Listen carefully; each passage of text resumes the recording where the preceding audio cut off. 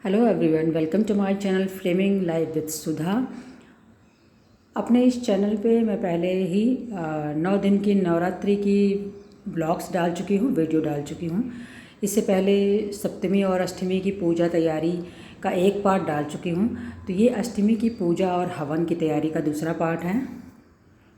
अगर आप मेरा ये वाला पार्ट देख रहे हैं तो इससे पहले का डाला गया पहला पार्ट भी सप्तमी और अष्टमी की पूजा की तैयारी और हवन की तैयारी का पार्ट भी ज़रूर देखें। तो ये अष्टमी का दिन है चैत्र नवरात्रि का, और यहाँ पर सारी तैयारी हो चुकी है। ये अभी जो मैं मिक्स कर रही हूँ ये हवन सामग्री है, तो जो मार्केट से रेडीमेड आता है उसी को लेके आई हूँ, और उसमें और भी जौ तिल ऊपर से मैं डाल रही हूँ। और यहाँ पर हवन की तैयारी चल रही है, जिसे मैंने इस तरह से अरेंज किया है, ईंट लाके और उसके ऊपर इस तरह से लोहे की कढ़ाई रख के, और इसके ऊपर लकड़ी जलानी है कढ़ाई में। तो नीचे मैंने एक लेयर जो सैंड रेत होती है, जो मैं ऑलरेडी जौ की खेती के लिए लेके आई थी, वो मैंने स्प्रेड कर दिया है, अच्छे से फैला दिया है, ताकि इसके ऊपर मैं एक लेयर लगा सकूं आम की लकड़ी का हवन के लिए। तो आम की लकड़ी भी रेडीमेड पूजा की शॉप पे मिल जाती है, जो इस तरह से फ्लैट शेप में ही होती है। और इस तरह से मैंने हवन करने के लिए आम की लकड़ी को इस तरह से अरेंज कर दिया है। अग्नि अच्छे से प्रज्वलित हो उसके लिए थोड़े से जो लकड़ी के टुकड़े तोड़ के बीच में सेट कर रही हूँ। बीच बीच में कुछ चीज़ों का इंस्ट्रक्शन मम्मा भी दे रही हैं, तो बिल्कुल मुझसे बड़ी हैं और बुज़ुर्ग हैं, तो उनको भी काफ़ी नॉलेज है। तो उनके इंस्ट्रक्शन में पूजा की तैयारी हो रही है। हवन कुंड अरेंज करने के बाद पूजा की तैयारी होगी। तो पहले माता रानी की कथा पढ़ी जाएगी, आरती की जाएगी, उसके बाद हवन किया जाएगा। तो माता रानी के भोग के लिए चने की सब्ज़ी, हलवा पूरी तैयार है, और वो एज ए प्रसाद में थाली और कटोरी में निकाल ले रही हूँ।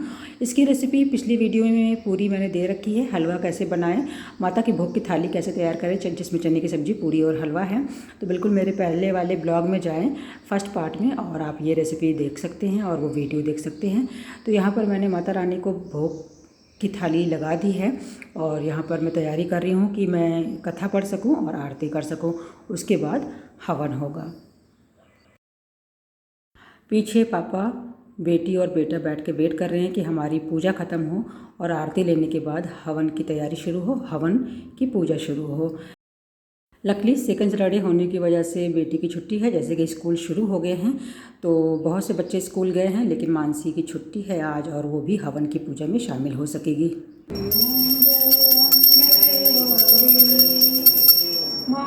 सिंदूर विराजत टीको मृगमद को मैया टीको मृगमद को उज्ज्वल से दो नैना, उज्ज्वल से दो नैना, चंद्र बदनी को। तो कथा और आरती हो चुकी है और मानसी आरती ले रही है, तो सभी ने आके आरती को लिया है, और इसके बाद हवन पूजा शुरू हुई है।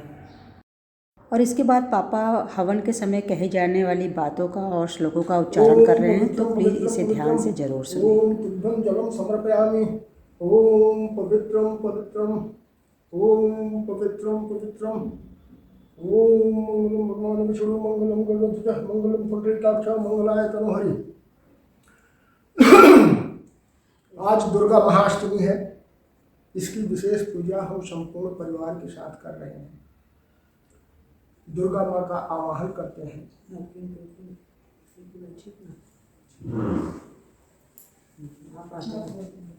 मनुष्य के मन की शक्ति अपार है, और हर कार्य मन की शुद्ध भावना तथा एकाग्रता के साथ, कंसंट्रेशन के साथ ही सफल होता है। इसलिए हमें मन की शक्ति का आवाहन करना है। सबसे पहले मन की शक्ति का आवाहन करना है। मन को हर तरफ से खींच करके पूजा में ही कंसंट्रेट करना है। अदरवाइज बिना शुद्ध भावना के हमें कुछ प्राप्त नहीं होता है। जो कुछ भी हम करते हैं कुछ न कुछ गेन करते हैं। इसलिए मन को एक पहले मन की पूजा। तो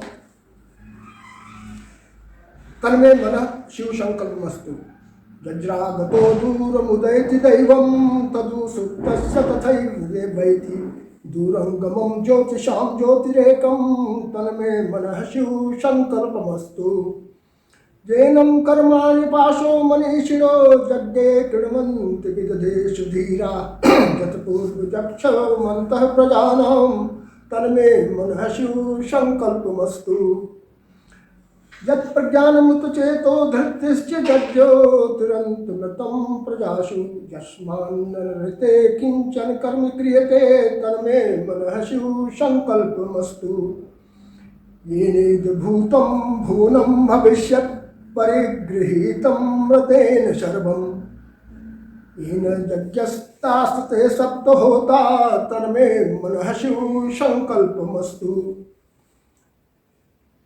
जस्मिन् ऋचः शाम जजूषि जस्मिन् प्रतिष्ठता रथनाभाविवार जस्मिन् चित्तः सर्वमोत्पजानां तन्मे मनः शिव संकल्पमस्तु सुषारथिरस्सान्यु यस्मन्मनन्ने नीयते शुभाभिजानान्यु हतः प्रतिष्ठं जदिरं जजिष्ठं तन्मे मनः शिव संकल्पमस्तु। इसका अर्थ बता दें। मन की हम अपने मन की ही हमें सबसे पहले पूजा करनी चाहिए। जागते हुए पुरुष का मन दूर चला जाता है और सोते हुए पुरुष का वैसे ही निकट आ जाता है। जो परमात्मा के साक्षात्कार का प्रधान साधन है, जो भूत भविष्य वर्तमान सन्निकट एवं ब्रहित पदार्थों का एकमात्र ज्ञाता है तथा जो विषयों का ज्ञान प्राप्त करने वाले स्रोत आदि इंद्रियों का एकमात्र प्रकाशक और प्रवर्तक है। सारी इंद्रियों का कंट्रोलर हमारा मन है। मेरा वह मन कल्याणकारी भगवत संबंधी संकल्प से युक्त हो, कर्मनिष्ठ एवं धीर विद्वान, जिसके द्वारा यज्ञी पदार्थों का ज्ञान प्राप्त करके यज्ञ में कर्मों का विस्तार करते हैं, जो इंद्रियों का पूर्वज अथवा आत्मस्वरूप है, जो पूज्य है और समस्त प्रजा के हृदय में निवास करता है। सभी लोगों के हृदय में मन ही निवास करता है। यद्यपि मन अदृश्य है, फिर भी अगर हम मन की दृष्टि से देखें तो मन हमें दिखाई पड़ता है। मेरा वह मन कल्याणकारी भगवत संबंधी संकल्प से युक्त हो, जो विशेष प्रकार के ज्ञान का कारण है। मेरा वह मन कल्याणकारी भगवत संबंधी संकल्प से युक्त हो, जो समस्त प्रजा के हृदय में रहकर उनकी समस्त इंद्रियों को प्रकाशित करता है, जो स्थूल शरीर की मृत्यु होने पर भी अमर रहता है और जिसके बिना कोई भी कर्म नहीं किया जा सकता है। मेरा वह मन कल्याणकारी भगवत संकल्प से युक्त हो, जिस अमृत स्वरूप मन के द्वारा भूत वर्तमान भविष्य संबंधी सभी वस्तुएं ग्रहण की जाती हैं तथा जिसके द्वारा 7 होता वाला अग्निष्टोम यज्ञ संपन्न होता है। मेरा वह मन कल्याणकारी भगवत संकल्प संबंधी संकल्प से युक्त हो, जिस मन में रथ चक्र की नाभि में अरों के समान ऋग्वेद और सामवेद प्रतिष्ठित है तथा जिसमें यजुर्वेद प्रतिष्ठित है, जिसमें प्रजा का सब पदार्थों से संबंध रखने वाला संपूर्ण ज्ञान ओतप्रोत है। मेरा वह मन कल्याणकारी भक्त। और सुना करो।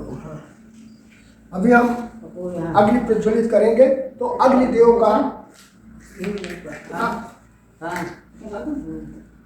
का आवाहन करेंगे।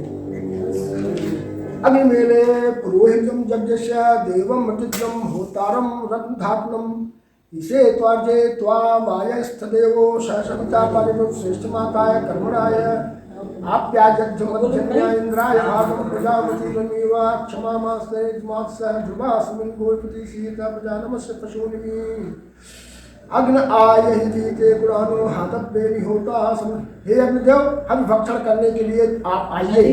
देवों का हक देने के लिए जिसकी स्तुति की जाती है, ऐसा तो यज्ञ में ऋतुज होता हुआ आसन पर बैठो। तो अग्निदेव को प्रज्वलित किया। दिव्य जल हमें सुख दे।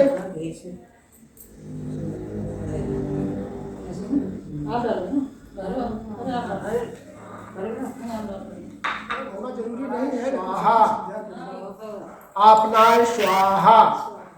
ध्यानाय स्वाहा अम्बे अंबिके नमानि यदि कश्चन सन्नत कपालिनी वासिनी ओम स्वाहा ओम शंगाय सशक्तिकाय सपरिवाराय सभानाय विदस्याय महाकालाय नाम अहमति सपयाम स्वाहा ओम घृता घृता पावना विभत्पशा वशा पावना विभत्पचराय हरपचराय स्वाहा अमृता समर्पयामि स्वाहा ओम जयंती शंगाय शांगाय सत्याय सपरिवाराय स्वाहाय। तो आज की वीडियो यहीं पर समाप्त करती हूँ। और हवन करने के बाद हम सभी लोगों ने माता रानी के भोग में बनाई गई भोग थाली को हमने सब में आपस में वितरण किया और प्रसाद को ग्रहण किया।